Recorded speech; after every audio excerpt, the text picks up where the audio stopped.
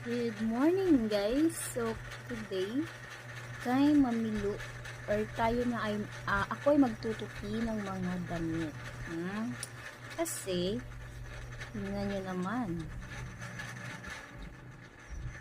Tingnan nyo naman guys. Marami pa dyan. Tapos na yung akin, yung iba hindi pa. So, meron pa doon sa aking aparador or sa aming aparador, sa aming cabinet. At ayan na nga, kape muna tayo sa aking pangmalakasang baso, tasa. So, ganyan ang buhay guys. Maraming tupiin pagkatapos maglaba. Kasi guys, minsan lang ako makapagtupi ng mga damit. Kasi nga, busy sa pag-aaral. So, yung mga tupiin ng mga damit ay tinutupi ng maramihan. At guys, sa inyo ba? Kailan ba kayo nagtutupi?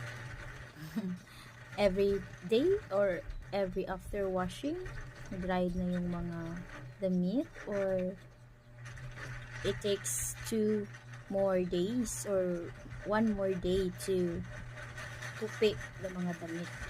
So guys, pasensya nyo na ako kung magtataglish ako kasi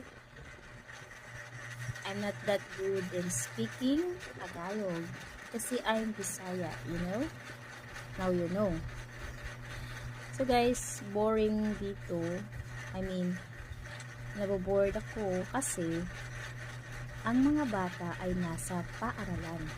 At ako naman ay naglilinis, nagtutupi ng mga damit at kung ano-ano pa. Kasi ngayong Martes, sa darating na Martes ay may final oral defense kami sa aming research. At after that guys, ay 4th year na ako, di ba? Napakasaya.